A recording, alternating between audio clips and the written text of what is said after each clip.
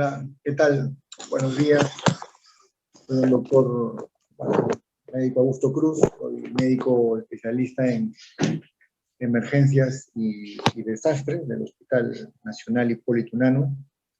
Muchas gracias al Colegio Médico de Huaraz, al Colegio Regional número 11 de Huaraz, por la invitación, por permitirme compartir con ustedes esta charla que ya tiene un tiempito de preparada, la hemos actualizado, la hemos modificado según a los nuevos descubrimientos que se van haciendo cada mes.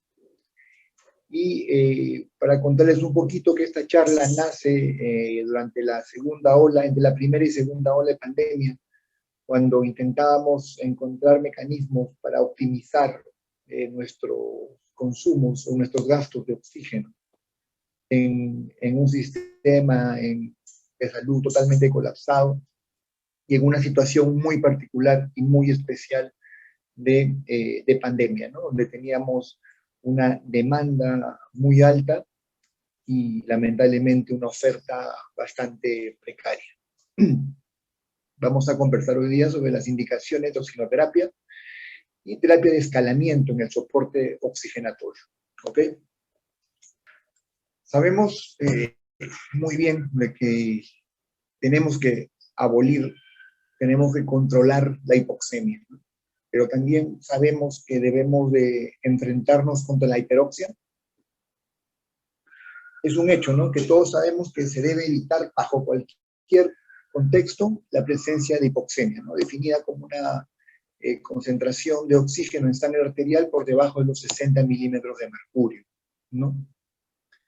Pero también se ha encontrado que la administración liberal de oxígeno en pacientes de cuidados intensivos, pacientes graves y en salas de urgencias, tiende a elevar la mortalidad.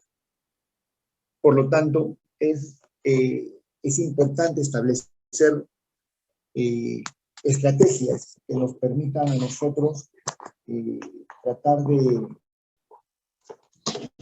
saber cómo indicar, cómo iniciar y cómo brindar terapia oxigenatoria.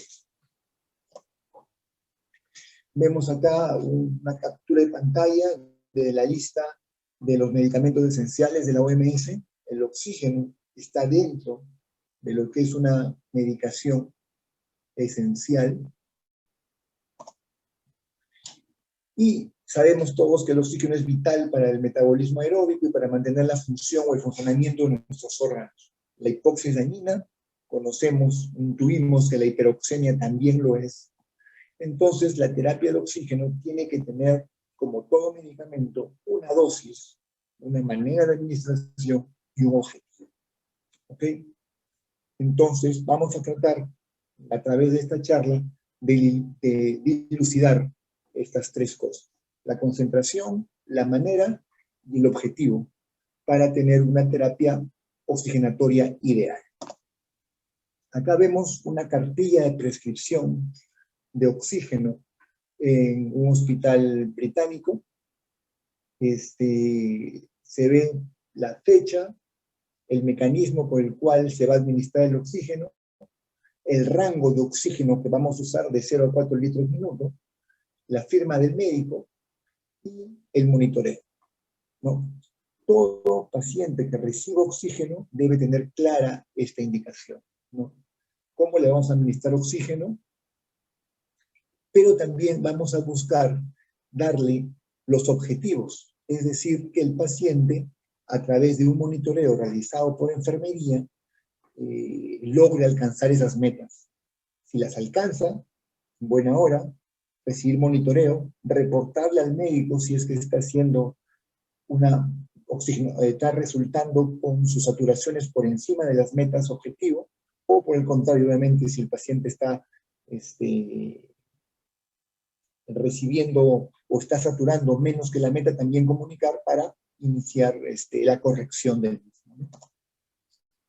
La Sociedad Británica de Tórax encontró en el 2015 que el 42% de los pacientes que usaban oxígeno lo hacían sin una orden. ¿Okay? No tenían una indicación clara Y obviamente los pacientes, cuando se hace la evaluación de parte del investigador, encuentra que los pacientes registraban saturaciones de oxígeno por debajo o por encima del rango objetivo indicado, ¿no? Entonces, no existe en ninguna parte esa indicación de monitoreo, ¿no? El paciente todo debe con oxígeno debe ser monitorizado, y justamente debemos de lograr nuestras metas que hemos planteado para evitar que ese paciente sufra complicaciones después, que la vamos a desarrollar un poco ahora. Entonces, la terapia escalativa se refiere a la aplicación de una amplia gama de intervenciones ventilatorias y oxigenatorias, no ventilatorias, oxigenatorias, para ganar tiempo, ¿no? Mientras se logra revertir la causa de descompensación aguda. Eso quiere decir de que, como hemos visto anteriormente, la terapia intensiva, la terapia de emergencia, la terapia aguda, lo que busca es brindarle al cuerpo soporte mientras que el cuerpo se cura, ¿no? Mientras el cuerpo soluciona el impasse que lo ha sometido a esta situación. ¿Okay? Entonces, acá tenemos una pirámide en referencia a la estrategia terapéutica de oxígeno.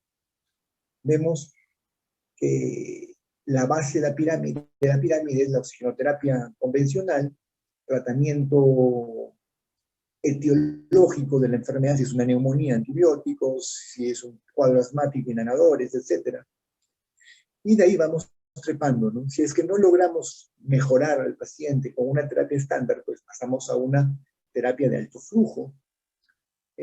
Si no es así, una terapia ventilatoria no invasiva. Si es así, pasamos a una terapia de ventilación invasiva. Y por último, en la cúspide están los circuitos de oxigenación extracorpóreos, ¿no? Aquellos dispositivos que permiten oxigenación como una suerte de diálisis, ¿no? A través de una membrana oxigenatoria, haciendo una circulación extracorpórea. Obviamente,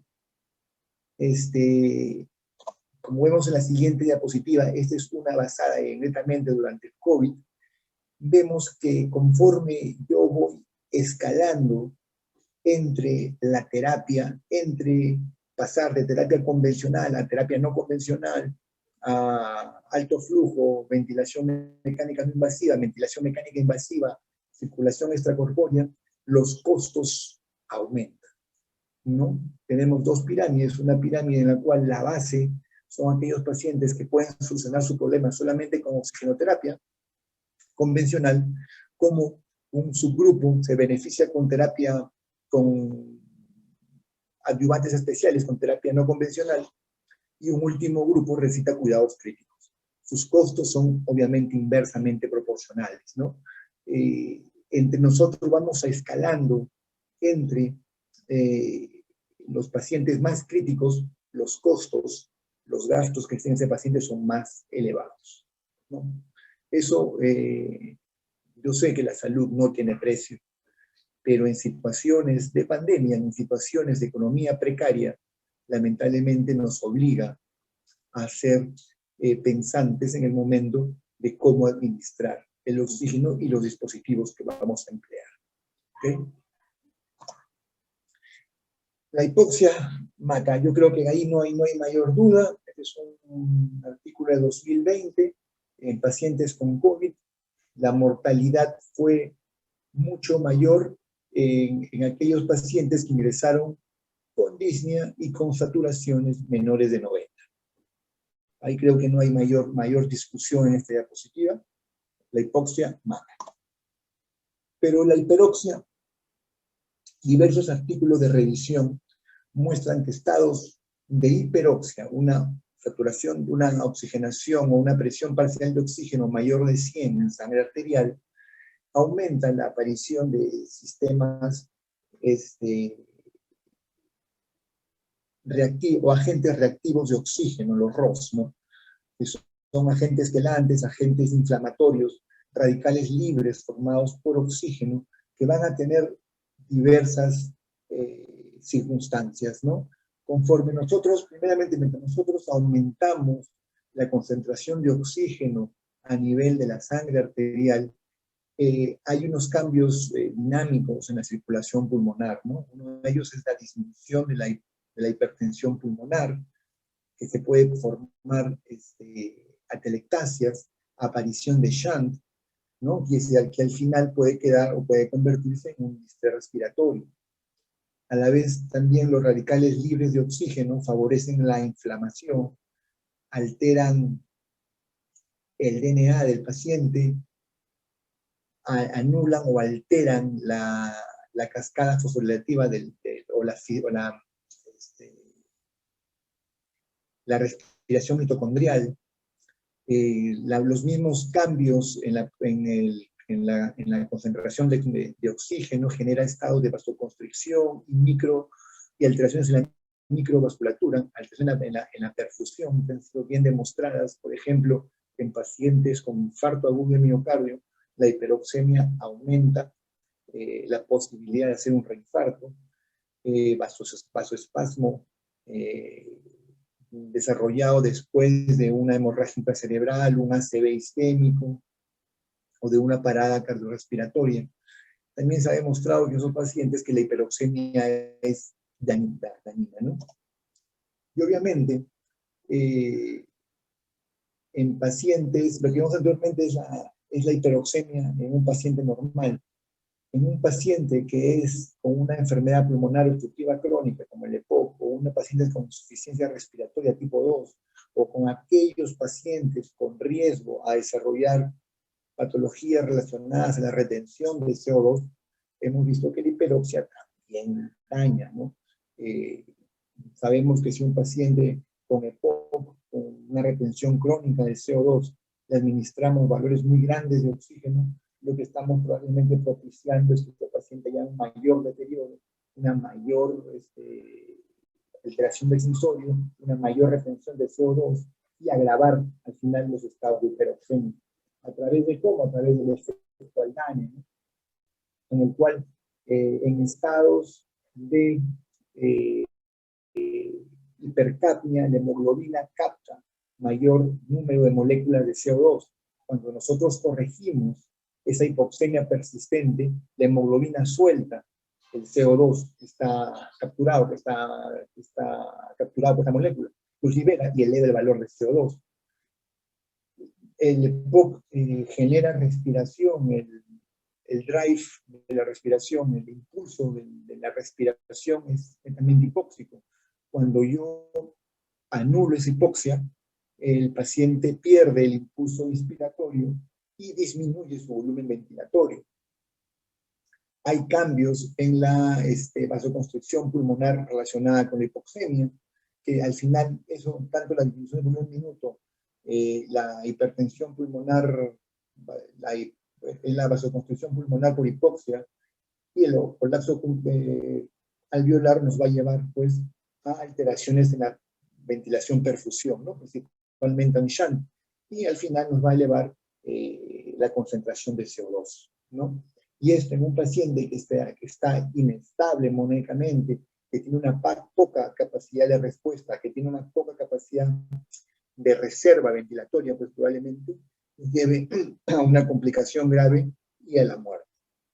Entonces, hemos revisado en estas dos últimas diapositivas los efectos fisiológicos de la hiperoxemia en dos situaciones. En un paciente normal con hiperoxemia y en un paciente con riesgo a desarrollar insuficiencia respiratoria tipo 2 cuando aportamos valores altos de oxígeno. Entonces, ¿cuál es la meta oxigenatoria? En pocas palabras, deberíamos tener en un paciente sin riesgo a hipercapnia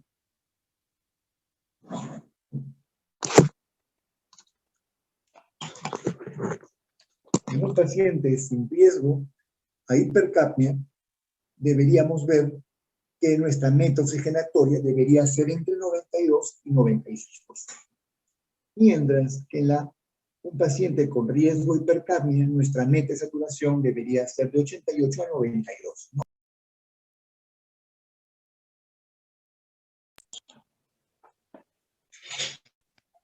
Estos son pacientes no ventilados. Los pacientes ventilados, esta ventilación mecánica, en ambos casos o en ambas situaciones, la meta es la misma, 92 a 96%. ¿Cuándo iniciar la oxigenoterapia? Este es un artículo clásico del 2011, se hizo en función a los pacientes con diagnóstico de neumonía que recibían terapia antibiótica ambulatoria. El punto de corte en esa época era aproximadamente los pacientes que saturaban mayor de 90,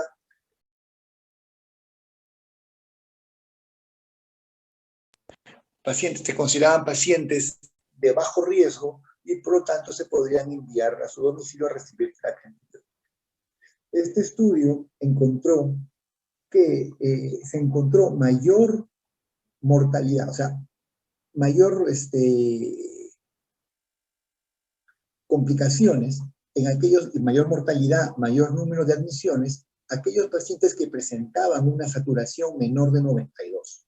Los que tenían menor de 90, obviamente tuvieron un buen número de complicaciones, pero los que saturaban menor de 92, también, este pequeño subgrupo, también presentaba una mortalidad y también presentaban la posibilidad de ser hospitalizados o tenían más riesgo de ser hospitalizados, ¿no?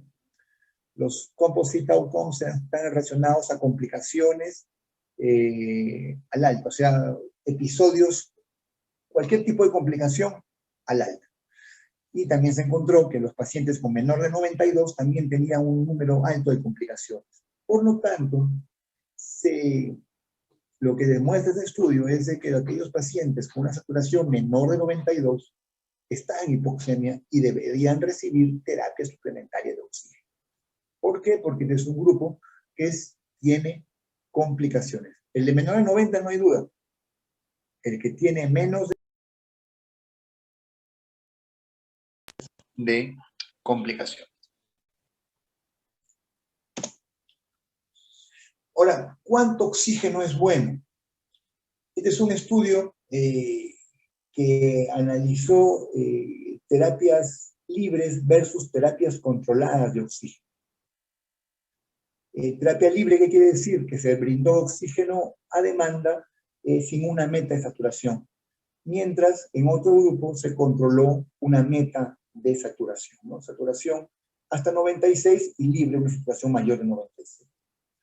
Se encontró que existía en aquellos pacientes que habían recibido una terapia conservadora de oxígeno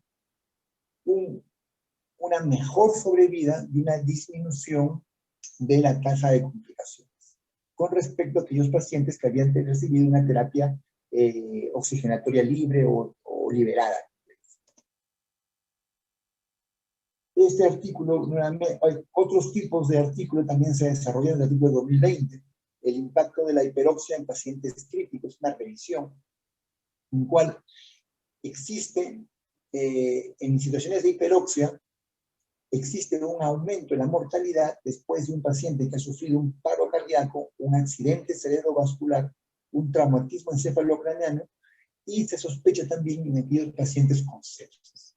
Lamentablemente no hay pruebas suficientes para concluir correctamente que la hiperoxia afecte los resultados clínicos, pero por lo tanto se requieren estudios controlados y aleatorios adicionales, ¿no? Para demostrar cuáles o hasta qué parámetros son los que necesitamos nosotros para saber cuál va a ser nuestro límite de oxígeno.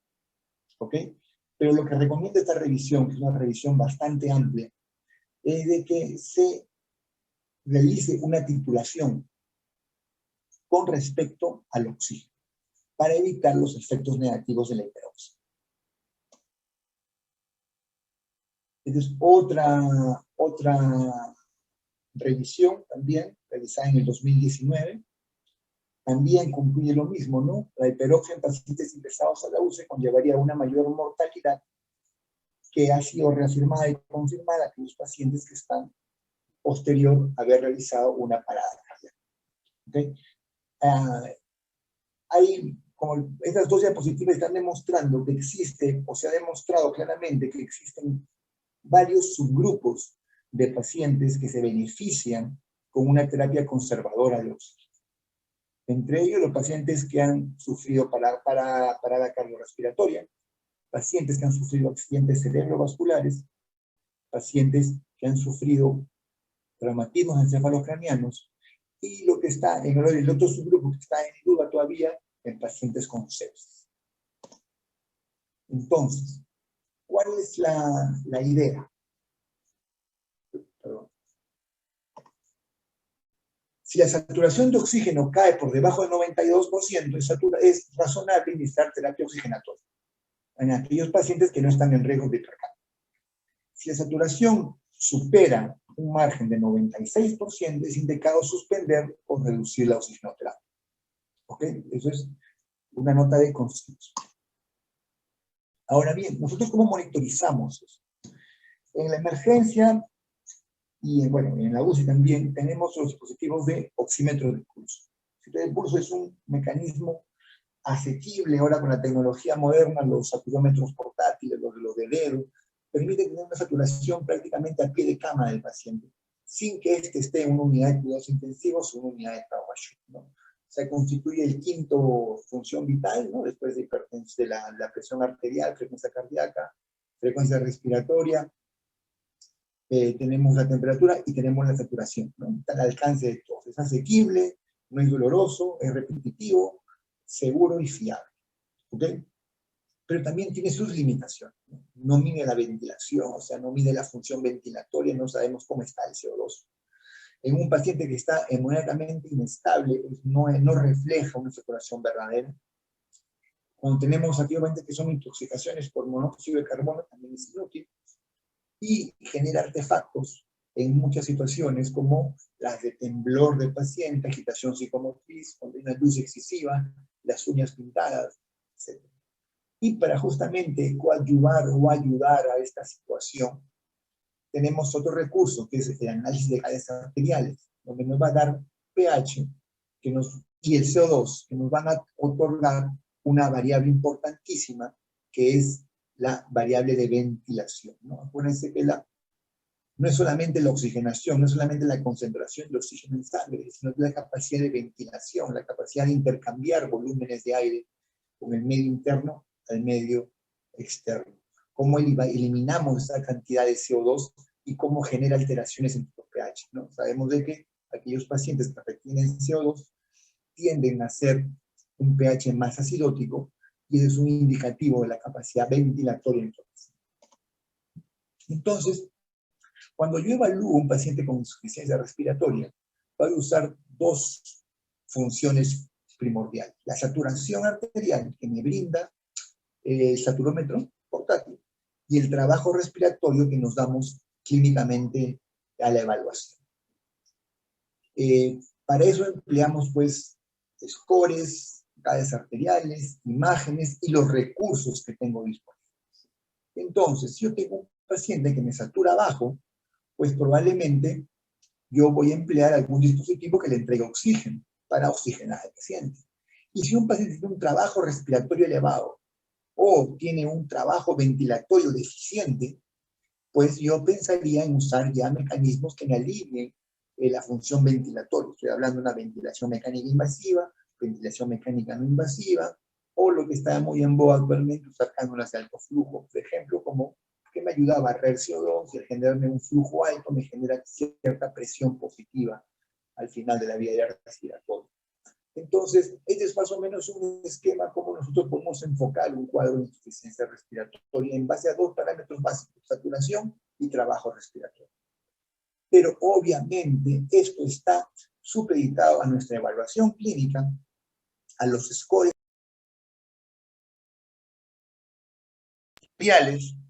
a las imágenes que a disposición y obviamente los recursos económicos, los recursos disponibles. Esto es un protocolo, un diagrama de cómo debe ser una terapia oxigenatoria.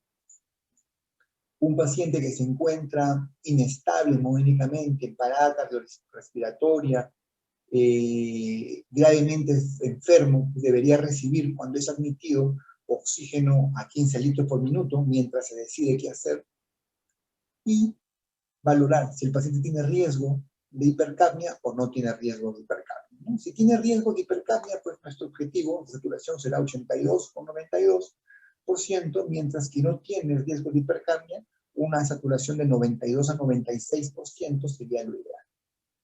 ¿Ok?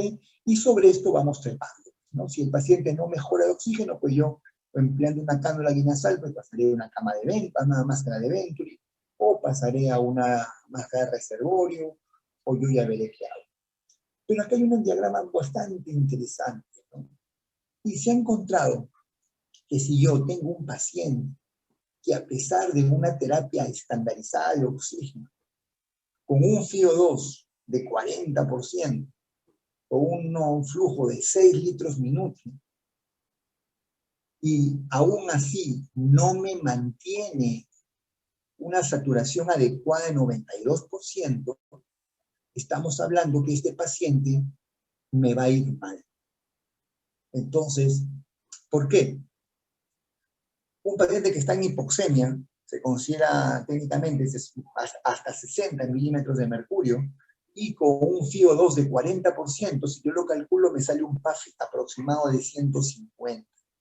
Entonces, ya cuando yo tengo un paciente en insuficiencia respiratoria con un FiO de 40%, ya me está hablando que ese paciente tiene una injuria pulmonar de cualquier tipo, y por lo tanto va a requerir terapia de soporte avanzada. ¿Ok? Fijémonos acá en una recomendación de una guía de oxigenoterapia, en la cual dice que los pacientes con una saturación menor de 92 y con flujos de oxígeno mayores de 6 litros le corresponden generalmente a un PAFI menor de 150.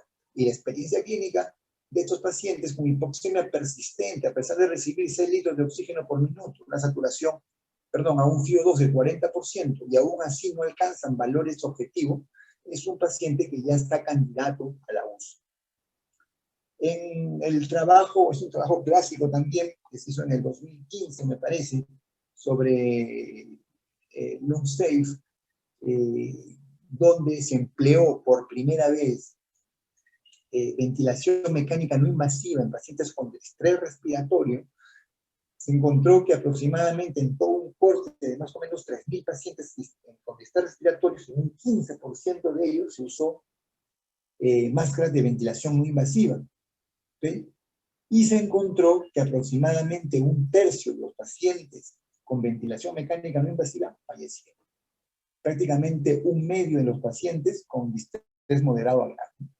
En este estudio se usó ventilación no invasiva en todo paciente con distrés, ya sea distrés leve, moderado y severo. Y se encontró en un pequeño subgrupo que aquellos pacientes con un PAF inferior a 150, la ventilación mecánica no invasiva había fracasado. Por lo tanto, se intuye o se infiere que esos pacientes con PAFs menores de 150 ya están injuriados y requieren probablemente una terapia escalativa mayor, a una no convencional, a una oxigenación. Ya entran otro tipo de mecánica, otro tipo de consideraciones, y se recomienda una evaluación por terapia intensiva. Entonces, la gran pregunta es, ¿hasta cuánto deberíamos escalar? ¿No? ¿Cuánto deberíamos trepar en la pirámide que habíamos visto inicialmente? ¿No? Terapia de oxígeno convencional, la no convencional con cánula de alto flujo, ventilación invasiva, monitoreo, oxigenación extracorpórea. Bueno, pues va a depender de la clínica, la concentración de oxígeno en sangre, lo que vemos en el análisis de gases arteriales, las imágenes, los scores, el tipo de paciente y los recursos que disponemos. ¿Ok? Entonces, en las terapias, en las estrategias de oxígeno tenemos los convencionales y los no convencionales. Convencionales, cánula binasal, máscara simple, máscara de reservorio, sistemas Venturi. Las no convencionales, cánulas de alto flujo, ventilación mecánica no invasiva, y en rojito les pongo ventilación mecánica invasiva, que si bien es cierto, no es un sistema convencional de oxígeno, algunos autores no lo colocan acá en el grupo no convencional, ¿no? Sino como un estado superior. Pero acá lo incluyo porque ya sabemos de que está a disposición, está al alcance en nuestras emergencias, en nuestras mayorías hospitales nacionales. Acá vemos las ventajas y desventajas de cada uno de los dispositivos. Vamos viendo que a partir de usar las máscaras de alto flujo y las máscaras de ventilación no invasiva, los costos se elevan mucho más, ¿no? Y lamentablemente, pues, generar costos, generar sobrecostos a un hospital con situaciones de salud restrictivas como las nuestras, es un problema, ¿no? Porque nos faltan recursos, ¿no? Entonces, en la terapia de escalamiento de oxígeno, tenemos esta situación. Yo tengo una variabilidad de posibilidades. Tengo mis recursos limitados. Entonces, cuando tengo una pandemia, ya la hemos vivido el año pasado, cuando yo tengo recursos escasos, que lo hemos vivido nosotros en los últimos, bueno, desde que yo soy médico siempre ha habido problemas con los recursos, con la alta demanda que tenemos por servicios de salud, tenemos una pobrísima oferta, ¿qué nos queda? Nos queda optimizar. ¿No? Optimizar. Y acá viene pues el tema álgido, ¿no? Cuando hablamos de optimizar, obviamente algunos deben estar pensando que se va a limitar, ¿no? Limitar la administración de ventilación mecánica, limitar la administración de terapia no invasiva, limitar la administración de oxigenoterapia en pacientes que probablemente no se beneficien de estos mecanismos. Y eso es algo que hay que pensarlo, y eso hay que por lo menos discutirlo. Yo sé que esto es algo sumamente controversial. La gente que está metida, yo cuando entré a trabajar de emergencia, se dijo que se dice, se me enseñó de que todos debemos apoyar al paciente al 100% y debemos salvar la vida sobre todas las cosas en situaciones de emergencia. Pero lamentablemente la realidad nos choca y nos empalma con otras cosas, ¿no? Vemos que hace falta, que no somos una sociedad desarrollada, vemos que nos hace falta recursos, entonces por lo menos deberíamos empezar nosotros a preguntarnos esto. ¿Cómo optimizamos nuestros recursos en la emergencia? Y por ejemplo, acá surge este planteamiento en la guía de la escalación de terapia en pacientes con COVID, ¿no? Donde se valora evaluación clínica y pronóstico del paciente, scores y la decisión del médico, que se basa en una experiencia del personal especializado y la discusión de cada caso. Acá, esta guía o este protocolo plantea el uso de la escala clínica de fragilidad, ¿no? Que son de 1 a 9 puntos que se aplican a todo paciente. Aquellos pacientes con una escala de fragilidad menor de 4, pues se le aplica terapia escalativa, salvo exista alguna objeción específica del paciente o alguna objeción de parte del equipo médico. Las de 5 a 6 es discutible, es conversable con el personal especializado, es un tema álgido, es un tema en constante revisión, y las escalas de fragilidad mayor o igual de 7 se considera pues de que es un paciente donde la terapia oxigenatoria convencional es el techo o es el límite para este tipo de pacientes. Y acá vemos por la escala de fragilidad, ¿no?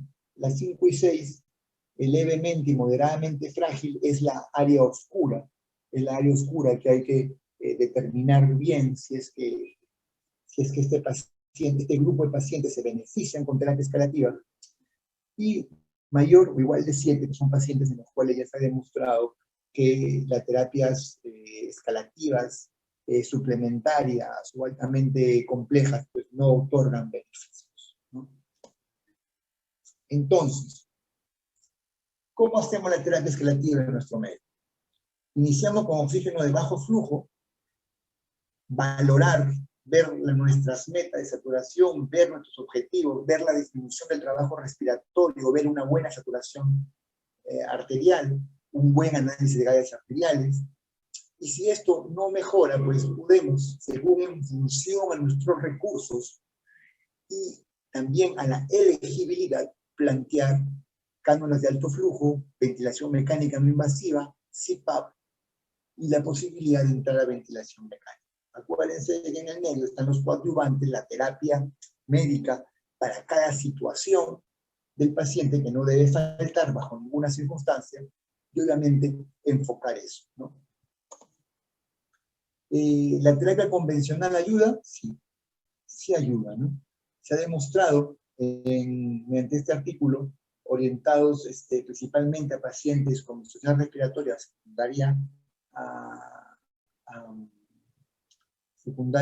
a COVID, que el uso de cánulas de CPAP, de presión artificial de la respiración, es mejor sobre las cánulas de alto flujo, y esta es superior a la terapia oxigenoterapia convencional en pacientes donde se encontró una disminución de la mortalidad y una disminución de intubación endotráquea. En algunos casos se observó que el CAF, en algunas poblaciones muy pequeñas, se observó que el CAF era superior al CPAP, ¿no? Porque era más cómodo, se permitía hacer maniobras como de cúbito prono, mejoraba la nutrición del paciente, etc., ¿no?